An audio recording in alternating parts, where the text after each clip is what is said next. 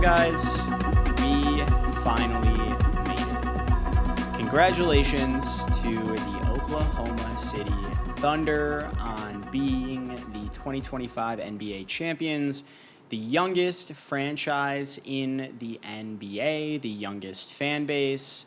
They care so deeply about this team, embodying, I believe, they're only of the big four American professional sports league teams. Rightly so, signals a lot of mental headaches coming every other team's way. Game 7 itself was pretty lackluster for a lot of it, primarily thanks to Tyrese Halliburton tearing his Achilles 7 minutes into the contest. In those 7 minutes, going 3 for 4 from 3, 9 points, and a lot of confidence coming off of the tip, and it was truly heartbreaking. I swear we need to start being on alert for when these guys start getting on a heater with a known or perhaps even unknown calf strain or hamstring injury, and it's always symptomatic of this cursed clockwork of an injury that is the Achilles tendon, plaguing players at the worst possible moments. I'm sure there are physiological reasons, but from a thematic storytelling perspective, just absolutely crushing. Seeing Halliburton on the floor, all of the humanity in his eyes, knowing it right away. One of the cleanest, clearest Achilles tears I feel like we've seen since Kevin Durant in 2019, where you can see the entire shockwave of the tendon snapping. And from there on out, the Pacers really weren't themselves. Shai Gilgeous starts being able to split these double defenders on pick and rolls, getting himself downhill and into open space, allowing for not only him to get off cleaner looks, but it is the key to unlocking all of these kick-out reads that then engages everybody else. In my pregame preview, I flagged that as a must-have. Daigneault and the Thunder really came through, both on prepping Shai Gilgeous on exactly what I was saying. You have to start this game like a point guard because we cannot fall into the same trap that we did in game 1, where you shot 21 times in the first half, and then all of a sudden you only can afford to take 3 in the fourth quarter when we need you to because you wore yourself out. Not just Shai though, all of these spacers around him did a fantastic job identifying where they need to shift to when SGA got his positioning. You can imagine if this game came down to crunch time and it was only a 5-7 point game or something, doubling SGA in his spots was definitely on the table and needed to be planned for proactively. But the defensive dissolving of the Pacers was really tough to watch, especially coming off of such a great statement win in game 6, but even a string of strong defensive showings, particularly on SGA. And yeah, it's simple to look at these box scores and just say, yeah, he still averaged north of 30 for the series. The point is, you need him to take more tough shots and get himself at about a point a shot. Shooting 50% is the goal for superstars. And the Pacers had more than been hitting that mark.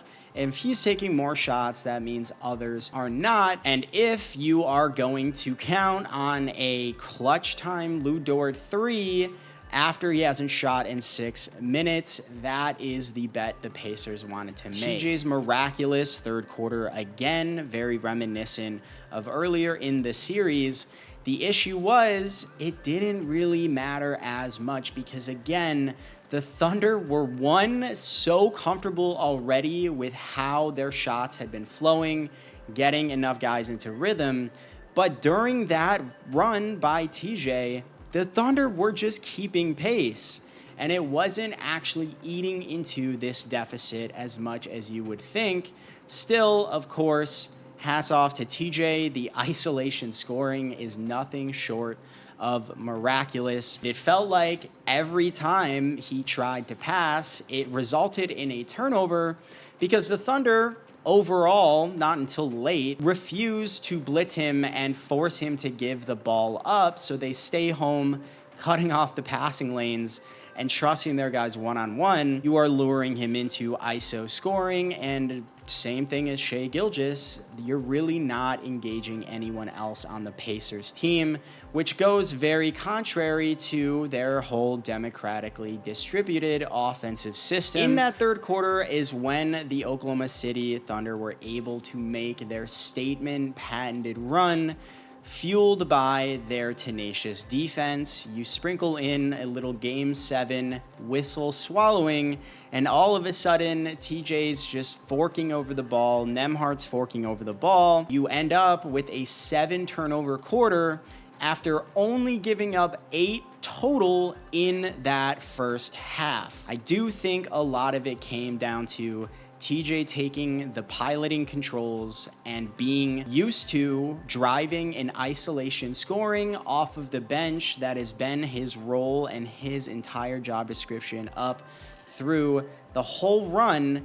And while the scoring flurry helps, it is taking the rest of the Pacers out of their rhythm. So much so that from the 8:39 mark of the third quarter through the 7:29 mark of the fourth quarter, TJ McConnell was the only one to score for Indiana, which is absolutely insane. That is almost a full quarter worth of only one guy scoring for one team. And while, yes, he had like 16 points in that window, that isn't the key to success for this Pacers team. And I don't think it was any more noticeable not having Halibroken than throughout that string of turnovers, they really couldn't kill the Paycom momentum inside of the arena in the ways that they are used to, and that's with great team schematics, movement, quick decision making, and getting pretty much good looks from three, which is what they needed, especially as the deficit continued to balloon. TJ McConnell is a great microwave scorer, but he does not shoot from the perimeter. While his shot production is going quite smoothly, it is unfortunately not keeping pace with the Thunder's quick and easy scoring in those bunches. Over on the Thunder side, again, Daigneault deserves a ton of credit here for preparing the team on their spacing, expecting doubles, SGA getting himself extremely involved in playmaking, not just scoring. Finishes with a career high in the playoffs, 12 assists in the game. Clearly a point of emphasis from the tip, and probably just as importantly, he carried the Thunder offensively for this first half with Jalen Williams and Chet Holmgren among everybody else basically looking very timid and very unconfident. J-Dub's handle was extremely shaky after getting blocked on the very first OKC possession of the game by Nesmith. Didn't seem comfortable attacking guys off of the dribble. Had just 5 points in the entire first half. SGA closes with 16 points, 7 assists, and 0 turnovers in the half. Shout out Cason Wallace too. First 10 minutes of his gameplay, 3 steals before scoring any points at all. And then fast forward to late, helping instigate that turnover party where it fed into a feeding frenzy for the Thunder to blow the game open. Overall, I feel like we have now seen both the new standard for what it takes to win an NBA championship, but we also saw the solution. A lot of pace, homogeneous play initiators, as well as play finishers, guys that can play make, sustain secondary advantages, make reads, and then also finish when they're kick out threes or any other good look. A lot of ball pressure. Offensively, the Thunder are pretty heliocentric, maybe a multi-planetary system with jdub and SGA, But when it gets to nut crunch time, you have to be able to embed and present quality pressure, whether that's 94 feet or at the point of attack, just as we saw with Andrew Nembhard in this series. Probably the biggest unsung hero for the Pacers' whole series fight, will not get the recognition he deserves. And then lastly is the sheer volume of resiliency required to withstand the constant physicality and pressure that the Thunder are presenting on the perimeter. It has the best defensive shell in the NBA. Even more than that, the entire physicality conundrum, the game within the game that the Thunder played, being intentionally undersized, leaning on getting away with more physicality than is permissible. But then you get plays like Lou Dort throwing himself off of a Ben Mathurin, very, very soft walking screen, launches himself, and then flops on the floor.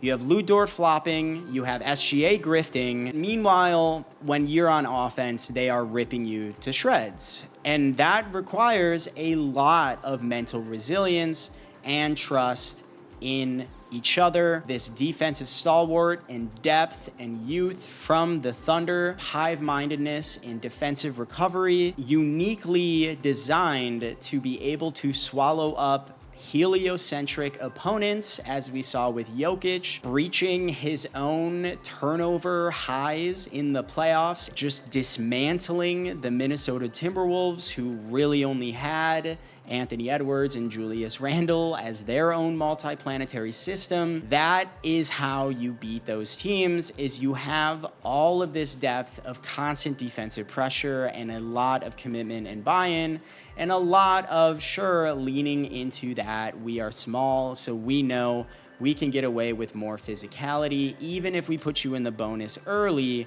we know it is going to be worth it in the aggregate to get you frustrated and to also stop you from getting easy scores. The last thing I want to touch on is props to Presti, the forward-thinking architect who built this entire creation from the ground up, identifying guys primarily in the draft and also throughout the league. I'm looking at you, Isaiah Joe, that not only built it to be championship worthy right now, given all of the current talent and diversity in the NBA, but situated it for the future, both from an asset and a development curve perspective, better than probably anybody in NBA history when you consider the overall age composition of the roster. They're all young. They're all definitely going to only get better. Last year was the first time that they had even gotten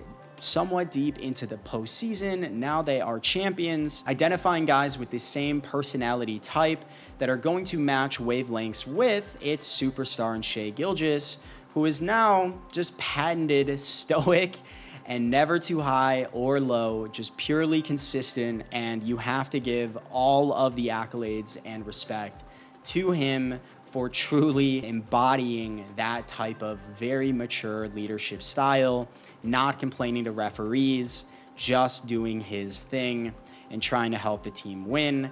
So from a team personality perspective, skill set perspective, a wealth and a depth of guys that can make secondary reads and sustain advantages that Shai and Dub can create for themselves, that sacrifice nothing on the defensive end, and getting them all, of course, to buy in defensively, bleeds into Daigneault, of course, but then also getting those final Infinity Stones in Isaiah Hartenstein and Alex Caruso that I am 1,000,000% certain they would not have won the title without those two guys. And moreover, Alex Caruso is the 2025 recipient of the Drew Holiday inaugural Final Infinity Stone champion. I predicted this last year. This is going to be the trend going forward, given the new CBA environment where a lot of contending teams and a lot of non-contending teams will reach the cliff leading up to the trade deadline, making a lot more guys available that you didn't expect because now you know you're not going to be able to contend. Teams that are just under that contention threshold, which again isn't necessarily even going to be that high in the first place, given the overall tide of talent being